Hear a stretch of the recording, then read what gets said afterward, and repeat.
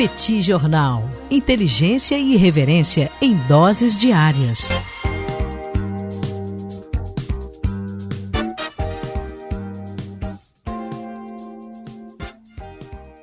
Olá, gente. Bem-vindos, bem-vindas ao Petit Jornal. Esse é o bate-papo número 855. Estamos gravando numa live no YouTube do Petit Jornal. São exatamente 21 horas e 30 minutos da quarta-feira, 21 de maio de 2025. Cá está a dupla de costume, a dupla que você conhece de cor, Tanguy, o Bagdadi, animado, contente, preparado, revigorado, resiliente, retumbante, descansado e tarifado. Pronto para mais um episódio do Petit Jornal, e Daniel Souza, que é esse que vos fala. Ao longo dos próximos minutos, vamos repercutir os principais acontecimentos internacionais das últimas horas. Como vai, senhor Bagdadi? Tudo bem? Tudo bem, Daniel Souza. Vamos lá para esse bate-papo 855. Prazer estar aqui mais uma vez. Tem muito assunto para tratar hoje. Assuntos, enfim, que tratam de temas bastante importantes, né? Quando a gente fala, inclusive, sobre segurança internacional, sobre economia. E, Daniel, deixa as boas-vindas aqui a todo mundo que nos acompanha nessa live que a gente faz aqui no YouTube. Sejam todos muito bem-vindos. E também, pessoal que nos acompanha pelo podcast. Antes de a gente entrar na primeira pauta de hoje, Daniel, a gente vai ter amanhã, nessa quinta-feira, dia 22 de maio, mais um Petit Convida. E a gente vai receber aqui o Hussein Kalut, que é um pensador da política internacional, da política externa brasileira. Vamos ter a oportunidade de falar muito sobre o posicionamento internacional do Brasil. Ele é vinculado ao SEBRE, né? Então, ajuda muito a ter essa visão acerca, né, a partir de um think tank brasileiro, acerca de como é que o Brasil vem se posicionando no sistema internacional, além de reflexões mil sobre o que está acontecendo.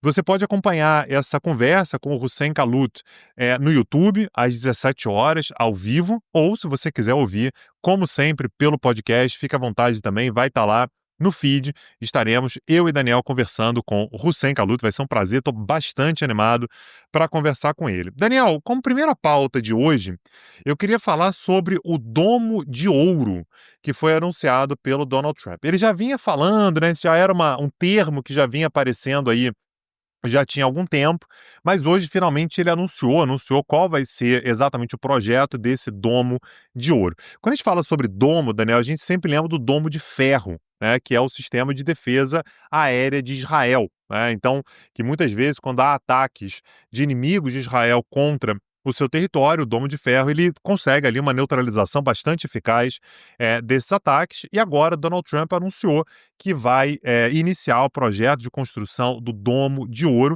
que é um pouco diferente, Daniel, pelo fato de que a gente está falando sobre um país muito, mas muito maior do que Israel, e a defesa é principalmente contra mísseis intercontinentais dotados de ogivas nucleares. É uma defesa, portanto, contra armas nucleares, principalmente da Rússia e da China. A gente está falando sobre um projeto, Daniel, que foi estimado inicialmente em cerca de 28 bilhões de dólares, apenas para os anos de 2025 e 2026, ou seja, apenas no projeto inicial, ali nos primeiros passos, 28 bilhões de dólares. Agora, o cálculo estimado, Daniel, para até 2029, aí a gente está falando já sobre um projeto bem mais avançado, já provavelmente em funcionamento, a gente está falando em algo na casa de 200 bilhões de dólares, esse foi o dado estimado pelo Trump, e o Congresso fala que em 20 anos esse projeto ele pode chegar a custar 560 bilhões de dólares. É muito dinheiro, realmente muito dinheiro. Lembra bastante, inclusive, o projeto lá do Guerra nas Estrelas, do Reagan, né, na década de 1980, aquela ideia de avançar muito com os armamentos americanos e tal. Naquele momento havia uma lógica de competição com a União Soviética, quem conseguiria ter os melhores armamentos, fazer mais investimentos, os armamentos mais eficazes. E nesse momento, os Estados Unidos deixam bastante claro que o objetivo é competir com a Rússia e com a China. Aqui tem um ponto importante, Daniel, porque as pessoas que estão vendo a gente podem se perguntar, mas o que tem, né? Ele está criando ali um sistema de proteção contra armas nucleares, é um direito americano. E beleza, é um direito americano. Só que uma coisa que é muito trabalhada, muito discutida, inclusive na diplomacia internacional, é a necessidade que os estados que têm armas nucleares têm de ter algum nível de vulnerabilidade. Ou seja, você ter uma certa proteção contra mísseis intercontinentais é importante, mas você não pode se tornar invulnerável. Porque a teoria lá da segurança internacional, ela diz que no momento em que você se considera, você pode nem ser, mas que você se considera invulnerável, isso pode levar a uma certa possibilidade, uma certa tendência a tomar um pouco mais de risco. Ou seja, a partir do momento em que os Estados Unidos se sentem vulneráveis, isso poderia não segurar ímpetos americanos de eventualmente atacarem a Rússia ou a China, pelo fato de que os Estados Unidos acreditam que, numa retaliação, os Estados Unidos conseguiriam se proteger. É exatamente isso que está na cabeça do porta-voz da China, né, o Mao Ning, que diz que, a partir do momento em que os Estados Unidos criam um projeto como esse, há uma violação do equilíbrio estratégico global e que você ainda leva a um cenário de militarização do espaço. Naturalmente, quando a gente fala sobre um projeto como esse, a utilização do espaço acaba sendo importante no momento no qual a China ela tem um arsenal nuclear bem menor do que o americano e o russo. Aliás, a Rússia tem até mais ogivas nucleares do que os Estados Unidos. Tudo isso aqui é estimativa, né? Mas estima-se que a Rússia tenha mais ogivas nucleares que os Estados Unidos. A China está num distante terceiro lugar, mas a China aponta que gostaria de atingir o nível ali, chegar perto de Estados Unidos e Rússia até o ano de 2035. E a própria Rússia, Daniel, também mudou um pouco o seu tom diante dos Estados Unidos e disse que, olha, talvez seja importante aí a gente voltar para a mesa de negociação. Vamos negociar, vamos ver o que pode ser feito. Há uma série de acordos envolvendo os Estados Unidos e lá atrás a União Soviética, que foram herdados pela Rússia, exatamente no sentido de limitar um pouco essas defesas contra mísseis balísticos intercontinentais que poderiam carregar ogivas nucleares, exatamente para você garantir que algum nível de vulnerabilidade existisse. A gente está falando sobre um cenário no qual já existe um avanço muito importante, principalmente por parte da Rússia, de mísseis hipersônicos, o que já torna a defesa, né, aérea algo muito mais desafiador, muito mais difícil, e assim, é algo para ser visto com preocupação. Se, enfim, começando pelos Estados Unidos, mas depois Rússia e China, entrar nessa lógica de tentar proteger de maneira completa o seu território, o que poderia levar, como eu disse, a uma tendência, um certo incentivo a uma liberdade um pouquinho maior de caráter ofensivo. Isso foi algo que, aliás, disse a China, mais uma vez, né, o porta-voz chinês, disse que um projeto como esse acaba tendo implicações ofensivas também. Então, algo a se prestar atenção. E eu queria te ouvir, Daniel, sobre o custo disso, né? A gente está falando sobre um projeto muito grande, né? Muito dinheiro. E eu tenho a impressão, viu, Daniel, que o Congresso falou aí em 560 bilhões ao longo de 20 anos. Cara, olha o tamanho do território americano. Você proteger um território desse tamanho, talvez esse valor seja, inclusive, subestimado. Me parece que talvez seja até mais do que isso, 560 bilhões ao longo de 20 anos.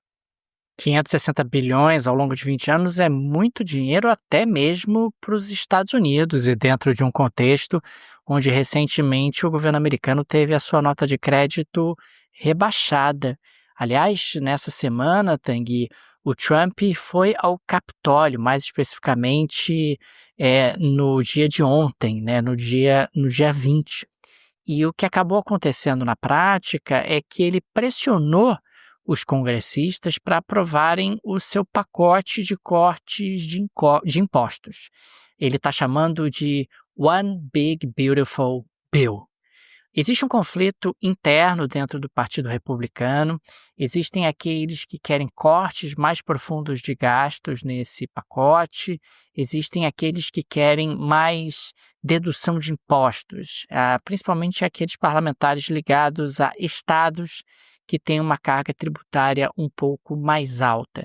E esse pacote é muito agressivo, né? Ele torna permanentes os cortes de impostos individuais aprovados em 2017 pelo próprio Donald Trump e introduz novos benefícios fiscais, como a isenção de impostos sobre gorjetas, horas extras, juros de financiamentos de carros e também alguns benefícios de previdência também deixariam de ser tributados. Fora isso, eleva o desconto padrão de imposto de renda em cerca de $2.000 para casais e aumenta as deduções de imposto de renda para quem tem filhos. Também dobra a isenção do imposto sobre herança, da isenção do imposto sobre herança, favorecendo também quem tem grandes patrimônios. Cria constrangimentos e exigências para adultos sem dependentes para terem acesso ao Medicaid e também ao SNAP, que é um programa de assistência alimentar. Na prática, restringe, o acesso das pessoas a esse tipo de política social. Oferece também, aliás, elimina o incentivo à energia limpa e traz alguns subsídios adicionais, particularmente no segmento agrícola. Projeções mostram, Tanguy, indicam que esse pacote, essa bill, pode aumentar a dívida pública dos Estados Unidos em mais de 3 trilhões de dólares ao longo dos próximos 10 anos. Outro problema, claro, é que existe uma tendência à pressão sobre a inflação. Isso é uma política fiscal expansionista. A política fiscal expansionista pressiona a inflação por conta do aumento de demanda. Além disso, existe pressão sobre juros nos Estados Unidos. Nós tivemos, nas últimas horas, um aumento substantivo dos juros cobrados pelo mercado para financiar o governo americano, para comprar títulos do governo americano, uma vez que existe uma percepção de que o governo americano vai para frente, vai continuar aumentando o seu endividamento e, consequentemente, o seu risco. A chance do governo americano não pagar acaba crescendo dentro de um contexto como esse, de algum tipo de calote, e para compensar o risco adicional, você passa a exigir juros maiores para financiar o governo dos Estados Unidos. Existe toda uma argumentação do Trump que você corta impostos, a economia cresce e, consequentemente, a arrecadação também, e fica tudo bem no longo prazo. O grande problema é que ele utilizou exatamente esse argumento nos cortes de 2017 e isso não aconteceu. O déficit público aumentou e o endividamento também aumentou. É um contexto, Tanguy, muito delicado, porque o Donald Trump quer cortar impostos, ainda mais impostos, dentro de uma situação onde o endividamento americano já está na casa de 36 trilhões de dólares, o endividamento do setor público dos Estados Unidos. Isso já está trazendo reflexos sobre o risco do governo americano, sobre a nota de crédito, está trazendo reflexos sobre juros. Não é pouca coisa, quer dizer, é um processo de fragilização de fundamentos macroeconômicos importantes do governo americano, mas o Trump não quer nem saber, ele quer cumprir a promessa de campanha, ele tem essa agenda de cortes de impostos, uma agenda que afeta positivamente a ele, pessoalmente, ao seu grupo político, e também acaba impactando um contingente significativo de americanos. Agora, isso é uma mudança de paradigma, né, Daniel? Paradigma econômico internacional, que é o fato de que você já tem os Estados Unidos, como você disse, perdendo confiança, né? Há uma perda de confiança das pessoas com relação à economia americana, com um endividamento altíssimo, e a lógica americana é pisar ainda mais no acelerador do endividamento. Então, se durante muito tempo a gente olhava para a economia americana, enxergava uma economia que pagava pouco juro, mas também porque era muito segura, absolutamente segura, não havia qualquer dúvida de que tudo daria certo, há uma mudança aí de paradigma, né? É possível que a gente passe a ter um cenário bastante diferente. E aí, Daniel, o pessoal que está ouvindo a gente aqui, na hora que você for montar aí sua carteira de investimentos, por exemplo, é importante que você saiba que há pessoas e pessoas para montar essa carteira, né? Tem gente que está mais atenta, gente está menos atenta a tudo isso que está acontecendo, e é por isso que a gente deixa a indicação aqui da Rio Claro Investimentos, né? É a nossa parceira do Petit Jornal, eu sou cliente da Rio Claro, inclusive, e dá para ver como é que eles estão atentos a toda essa movimentação internacional para garantir uma diversificação dos seus investimentos, para garantir segurança e, principalmente, para cumprir aquilo que você precisa, aquilo que você deseja, aquilo que é o seu perfil para a utilização do seu dinheiro. Então, se você tem um dinheiro guardado, aquele dinheiro que você recebeu de uma rescisão, da venda de um apartamento, de uma herança, um dinheiro que você guardou ao longo da vida, para bem utilizar esse dinheiro, para uma boa administração, para você conseguir cumprir os seus sonhos, seus desejos, seus objetivos, procura a Rio Claro, o link está na descrição desse episódio. Tanguy, é super importante observar o trabalho da Rio Claro, procurar a Rio Claro, porque nós estamos falando de tempos diferentes, as coisas estão mudando e a partir de agora a tendência é que as balizas econômicas sejam diferentes. Lembrando que a Rio Claro é uma gestora de investimentos credenciada junto à CVM como administradora de carteiras e presta serviços completos de administração de carteiras e consultoria financeira ampla em todas as áreas da vida financeira para pessoas físicas, grupos familiares e empresas. A Rio Claro, ela não é vinculada a nenhuma corretora ou instituição financeira. O pilar de trabalho é a isenção de conflitos de interesses e, consequentemente, a empresa tem liberdade para trabalhar apenas para o cliente, apenas buscando o melhor para o cliente. Link no descritivo desse episódio. Tenho certeza que os amigos e amigas do Petit Jornal vão gostar demais do trabalho da Rio Claro Investimentos. Vale a pena conversar com eles, vale a pena conhecer o trabalho deles, que eu tenho certeza que vocês vão gostar. Daniel Souza, eu queria falar sobre um dos maiores constrangimentos da história da diplomacia. Cara, eu nunca vi nada parecido. Eu ia falar que, talvez, nunca vi nada parecido. Nós tivemos, no dia de hoje, a visita do presidente da África do Sul, Cyril Ramaphosa, à Casa Branca. Foi lá se encontrar com Donald Trump. O objetivo era falar sobre cooperação comercial e tecnológica, né? Enfim, a gente está falando aqui sobre um assunto que interessa aos Estados Unidos, né? Lembrando que quando a gente fala sobre o continente africano, os Estados Unidos têm muita dificuldade de criar algum tipo de conexão. A China e a Índia estão nadando de braçada no continente africano. O presidente de um país importante como a África do Sul vai até Washington para falar exatamente sobre cooperação comercial e tecnológica. Eis que eles estão conversando ali no Salão Oval da Casa Branca, um espaço nobre, é um espaço diplomático por excelência, e Donald Trump pede para apagarem as luzes e inicia a projeção de um filme. O filme começa a passar ali na Casa Branca naquele momento. E esse vídeo, Daniel, ele é basicamente um curto documentário que fala sobre a limpeza étnica que estão sofrendo os brancos da África do Sul.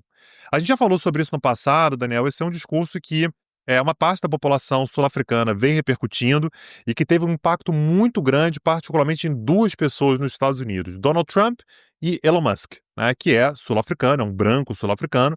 Então, o gancho que eles utilizam é basicamente que foi passada uma lei recentemente que fala sobre, que é a Lei de Expropriação de Terras, que passou no ano passado e que tem como objetivo pegar terras improdutivas e redistribuir essa terra com compensação.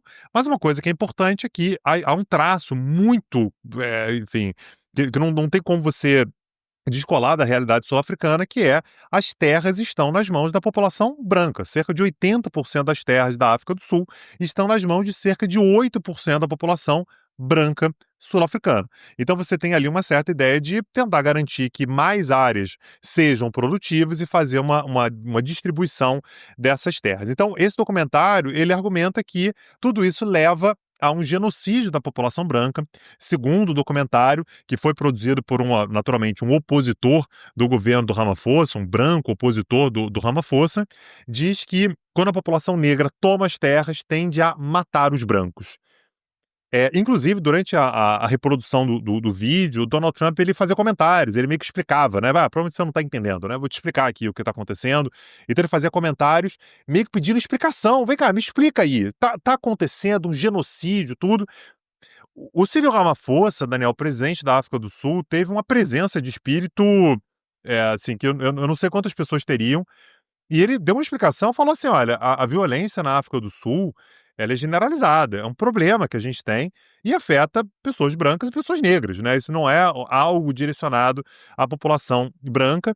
E o Donald Trump, ele continuou insistindo, né? Ele continuou insistindo que é algo que parte do governo, é algo que, inclusive, tem um financiamento do governo sul-africano. Então, a gente teve, Daniel, uma das cenas mais constrangedoras e que vem sendo chamada de uma emboscada, né? Basicamente, ele fez ali uma emboscada diplomática.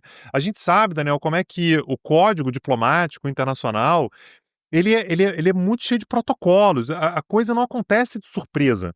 Então a gente já teve aquele bate-boca entre Donald Trump e o Zelensky, né, o presidente da Ucrânia, na Casa Branca, né, que aconteceu em fevereiro desse ano agora, que já foi algo inusitado. A gente teve ali, os dois saíram do protocolo, aliás, os três, né, o Donald Trump, o Zelensky e o J.D. Vance, né, o vice-presidente americano, que estava na sala. Mas ali, Daniel, foi constrangedor, Mas havia um certo contexto. Você tinha posições Não foi claramente gratuito, antagônicas. né? O que está É, acontecendo no caso do líder sul-africano é que foi uma coisa meio gratuita, né? Ou seja, o Trump se mete numa questão interna sul-africana. É claro que a África do Sul é um país muito violento, e aliás é muito violento há muito tempo. Isso não é exatamente uma novidade.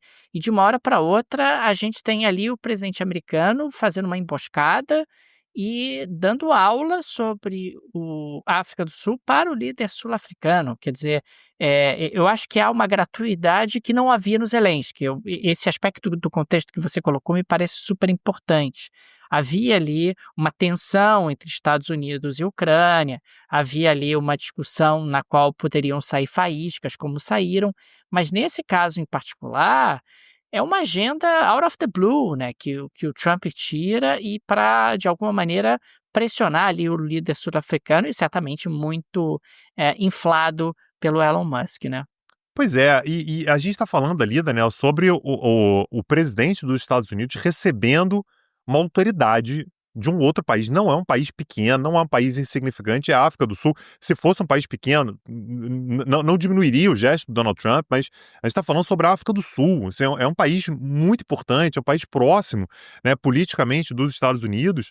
E você coloca o presidente da África do Sul numa situação na qual ele fica sentadinho, tendo que assistir a um vídeo que é pego de surpresa pelo Donald Trump, né, um vídeo produzido por um líder oposicionista chamado Julius Malema. E aí o Donald Trump pergunta, você sabia disso? Você conhece esses fatos? E o Ramaphosa diz, olha, eu não sei nem quem é esse cara, nunca tinha visto esse vídeo.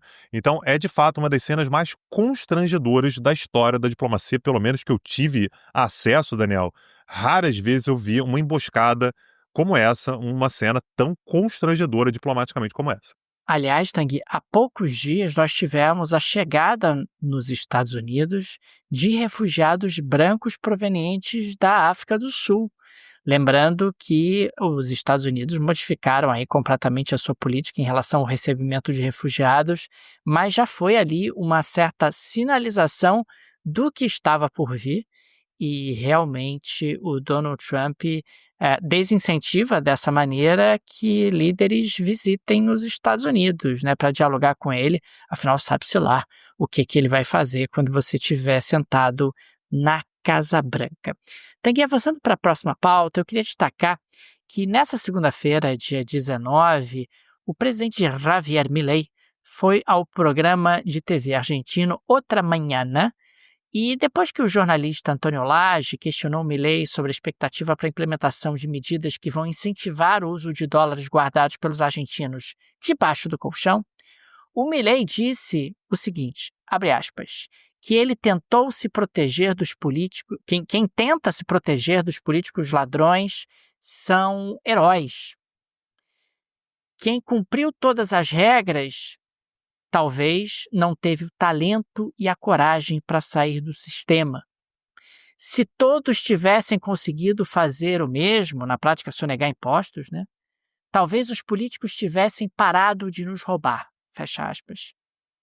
É isso, Tanguy. Então a gente tem um presidente sugerindo que pessoas que sonegam impostos são heróis, pessoas que descumprem as regras devem ser louvadas, porque tem um talento para contornar o sistema e, enfim, dessa maneira eu acho que o Milei mantém ali um pouco do seu personagem e acaba fortalecendo essa imagem de alguém anti-sistema, anti-establishment, anti-tudo.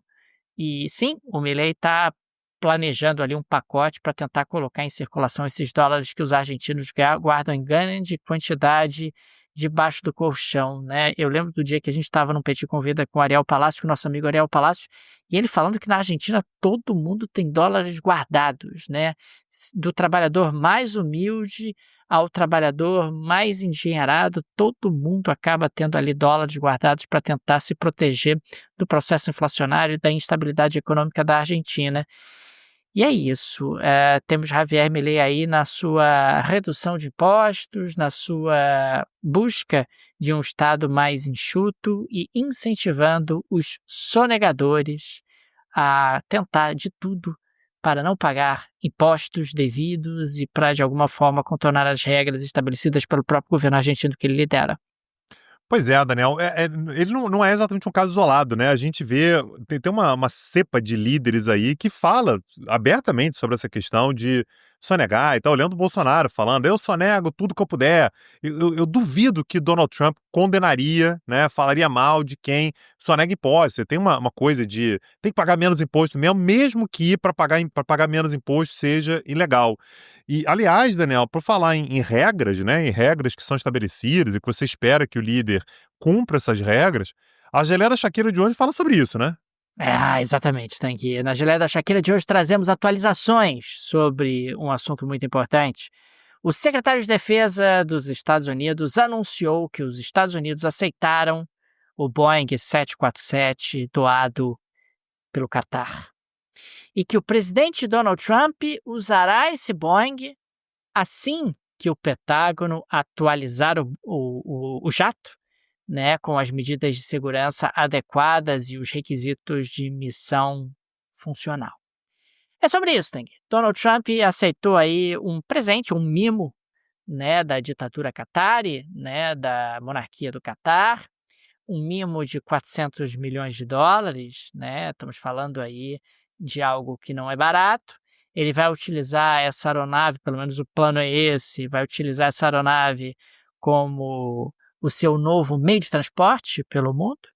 E quem sabe, né, num futuro não muito distante, transferir essa aeronave para o seu patrimônio pessoal.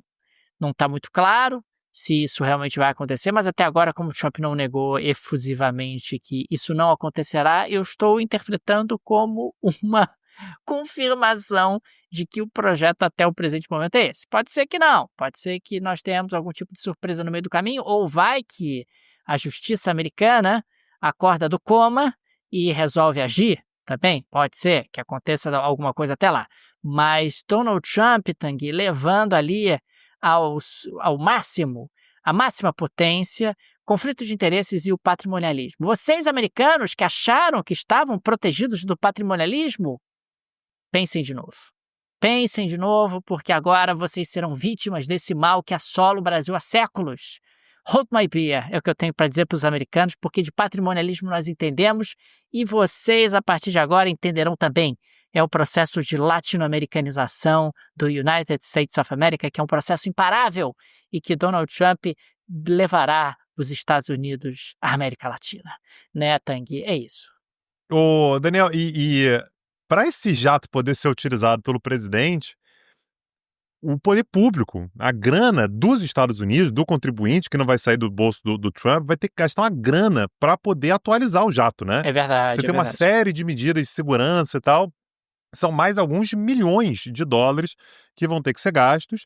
Então, Donald Trump está pensando aí em ficar com o jato, mas, né, o Estado americano é que vai arcar com os custos para adaptar o jato para poder ser utilizado pelo presidente, né? Pelo presidente em exercício, mas sabe-se lá se vai ficar com ele depois. Tá parecendo, concordo com você, viu, Dara? Tá parecendo que, não sei, tá parecendo que ele vai levar isso aí de brinde como um item personalíssimo, né? Uma camisa, né? Um cinto, um avião, né? São os itens personalíssimos que tem por aí.